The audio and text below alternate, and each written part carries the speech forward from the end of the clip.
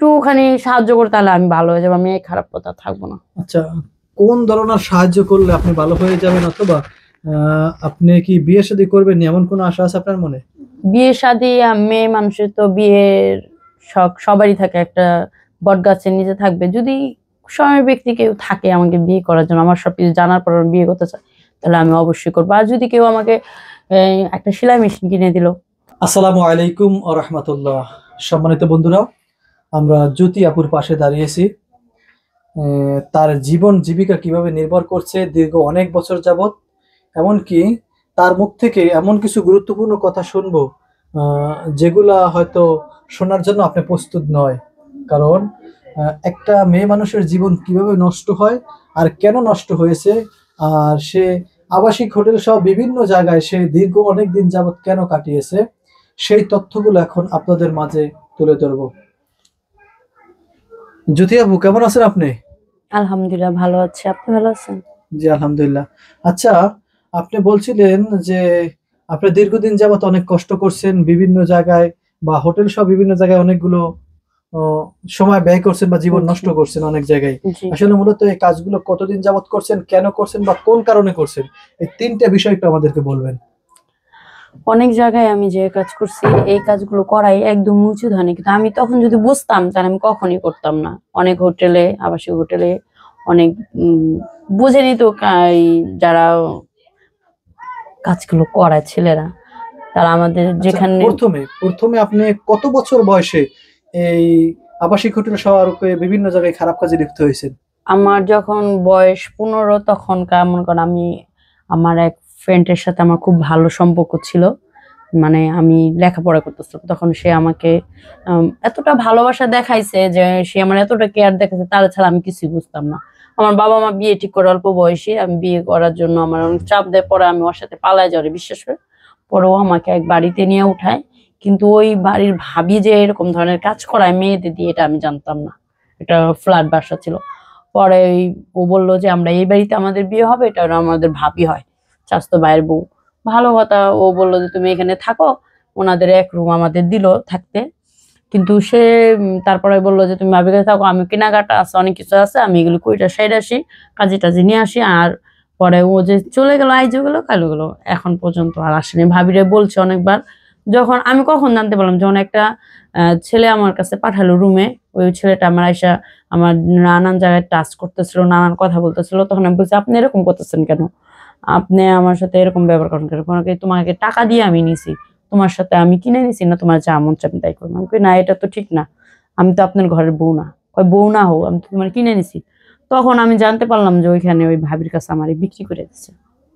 এটা হলো প্রথম। জি, প্রথম, তাহলে দ্বিতীয়বার তো পরবর্তীতে আপনি বললেন যে না, আবাসিক হোটেল সব বিভিন্ন জায়গায় গেছেন, জি, বিভিন্ন ওইখান জায়গায়। থেকে ভাবির ওইখান থেকে বের হয়ে আমি মনে করলাম যে নিজের জীবনটা সুন্দরভাবে গুছাবো। অনেক জায়গায় আমি চাকরির জন্য যে অনেক কিছু, আমার তো লেখাপড়ার কাগজও নাই, কিছুই নেই, আমি কিভাবে চাকরি নেব? আমার বয়সও তখন ওরকম না। 1 বছর পর পরে আমি গেছি অনেক জায়গায়, আমার কাগজপত্র নাই, জন্ম নিবন্ধনের কাগজ নাই, ভোটার আইডি কার্ড, আমাকে কি দিয়ে মানুষ চাকরি দিবে? আপনি বাড়ি যান নাই তখন? বাড়ি, না আমি বাড়ি চাইনি। কেন, আমার বাড়ির মানুষ জানে আমি ওই ছেলের হাত ধরে পালাই গেছি, আমাকে তো আর কেউ মাইনে নেবে না। তো বাড়ির ফোন দিয়ে যোগাযোগ করেন না আমি, কারোর সাথে? আমার ফোন ছিল না, আমার ফোন ছিল না, আমি কোথা থেকে আমি এখন তো যোগাযোগ করবো? ইন্টারনেট যুগ, এখন তো অনেক মানুষের নাম্বার মনে থাকে, আপনার এক নম্বর মুখস্থ ছিল না? জি না, মুখস্থ ছিল না, কিন্তু আমার যে বান্ধবী ছিল তার সাথে আমার মাঝে মধ্যে যোগাযোগ হতো। বাড়ির মানুষ বলছে, ফোন দিয়ে জিজ্ঞেস করছিলাম একদিন যে আমার বাড়ির মানুষের মধ্যে কি তোমাকে, আর তুমি যদি এই বাড়িতে আসো তোমার আর কোনোদিন মাইনে নিবো না, অনেক ধরনের কথা বলছে আমার বাপ মা, ত্যায্য করছে তোমারে। তার জন্য অনেক জায়গায় আমি চাকরির কাজের জন্য করছি। অনেকেই ওই আমার দেহের দিকেই সবার লোক দেয়, কেউ আমাকে কাজ দেয় না। ওটা দিলে আমাকে সবাই কাজ দিবে, না দিবে না। তখন ভাবলাম যে তাহলে তো আমি ভাবির কাছে ছিলাম, ওইটাই ভালো ছিল আমার, 4 দেয়ালের ভিতরে যা করার করছি। তাহলে আমি বের হয়ে তো সবার খাবারের হয়ে যেতেছি গা, আহার হয়ে যেতেছি গা। তখন আবার চিন্তা করলাম, যা, থাকারও জায়গা নাই, যাওয়ারও জায়গা নাই, কোথাও রাস্তাঘাটে এনে পয়সা থাকে, কোনো পয়সা থাকি, এই এসে ঢাকায় এসে টানাটানি করে। পরে আবার এই আগের কাজে চলে আসলাম, কিন্তু এখন আমি ভালো হয়ে যেতে চাই। আমি অনেক চেষ্টা করছি ভালো হওয়ার জন্য, কিন্তু কেউ আমাকে এই স্থান দেয়নি। এখন আমাকে যদি কেউ আমারে একটুখানি সাহায্য করে তাহলে আমি ভালো হয়ে যাবো, আমি এই খারাপ কথা থাকবো না। আচ্ছা, কোন ধরনের সাহায্য করলে আপনি ভালো হয়ে যাবেন, অথবা আপনি কি বিয়ে শাদী করবেন এমন কোনো আশা আছে আপনার মনে? বিয়ে শাদী মেয়ে মানুষের তো বিয়ের শখ সবারই থাকে, একটা বট গাছের নিচে থাকবে। যদি সময় ব্যক্তি কেউ থাকে আমাকে বিয়ে করার জন্য, আমার সবকিছু জানার পর আমি বিয়ে করতে চাই, তাহলে আমি অবশ্যই করবো। আর যদি কেউ আমাকে একটা সেলাই মেশিন কিনে দিল, কিছু কাজ শেখার জন্য কিছু সাহায্য করলো, তাহলে আমি করব। এখন তো এখানে অনেকে প্রশ্ন করবে যে আপনি এতকাল কাজ করছেন বা জেনায় লিপ্তেছেন বা খারাপ কাজ করছেন, যেটাই করছেন না কেন, সেখানে থেকে আপনি কি টাকা পয়সা কামান না? একটা সেলাই মেশিন কেনার মতো টাকা আপনার কাছে কি নাই? এখন বলি আমি, টাকার কথা বললো যে ওখানে গেলে 50% ওনারা নিত, আর মনে করেন 5% কম আমাকে দিত, তাহলে ওইটা দিয়ে আমার নিজের চলাফেরা আর বিলাসিতা করতে হইতো। আমি এখানে অনেক মেয়েদের ইন্টারভিউ নিয়েছি, যারা আবাসিক সহ বিভিন্ন স্থানে যারা খারাপ কাজ বা জেনায় লিপ্ত আছে। এদের ইন্টারভিউ নেওয়ার পরে এরা বিভিন্ন সময় আমাদেরকে বলছে যে দৈনিক তারা 2000, 3000, 5000 টাকাও ইনকাম করে। ঠিক আছে, তাহলে এত পরিমাণ টাকা যদি ইনকাম করতে পারে 5000 টাকা, মাসে তারা প্রায় 1.5 লক্ষ টাকা। এটা তো মনে হয় অনেক টাকা ইনকাম হয়, কিন্তু এই টাকাটা যে অসৎ পথ থেকে আসছে, অসৎ পথেই বিয়ে হয়। আর এই দিনের পর দিন, মাসের পর মাস যে আমরা অসুস্থ থাকি, এই কারণে এটারও তো চিকিৎসা করতে হয়। এখন আমি চাচ্ছি কি, সত্যি কথা বলতে, যে একটা সৎ পয়সার মানুষের টাকা দিয়া যেন আমি ভালো হতে চাই, ওই সৎ পয়সা টাকা দিয়ে দিল, তাহলে অসৎ পয়সা টাকা দিয়া তো আমি কিছু করতেছি না, ভালো হইতাছি না। তাহলে উনি যদি আমাকে সাহায্য করে, তাহলে আমি ভালো হয়ে যেতে পারি না?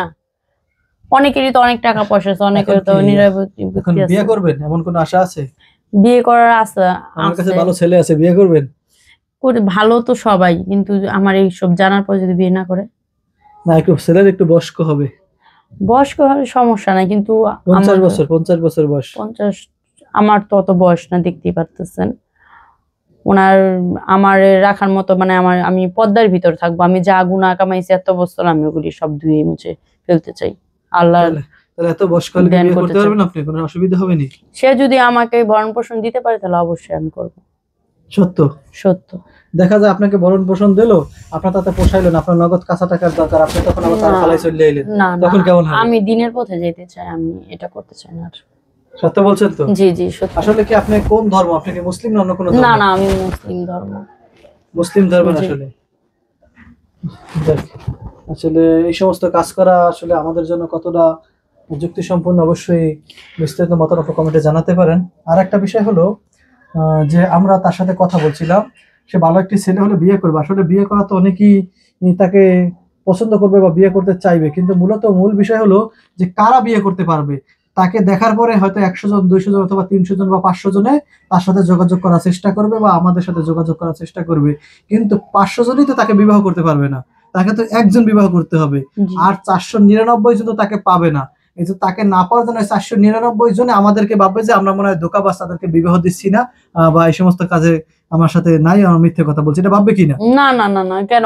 সবার সাথে তো আর আমার বিয়ে করা সম্ভব না। না, এখন মূলত অনেকেই কিন্তু এভাবে মনে করে যে আমি কথা দিয়েছি হুজুরে আমি বিয়ে করবো, কিন্তু সে এখন ওই মায়ের আমার জোগাই দেয় নাই, মূলত তার অন্য জায়গায় বিয়ে হয়ে যাচ্ছে, সে জানেও না। জি জি, মূলত মনে করতেছে সে আসলে আমাদেরকে একটি ধোঁকাবাজ মনে করতে পারে। না, এটা ভাবা যাবে না। উনি তো ভালোর জন্য দেয়, আর বিয়ে তো একজনের সাথেই হয়, 10 জনের সাথে তো আর করা যায় না। উনি যদি আপনার সাথে যোগাযোগ করতে না পারে, তাহলে অবশ্যই বুঝবেন যে ওই আমার কিংবা আরেকটা মেয়ের যে এই প্রতিবেদন করি, তাদের বিয়ে হয়ে গেছে, এই জন্য যোগাযোগ করতে পারেনি।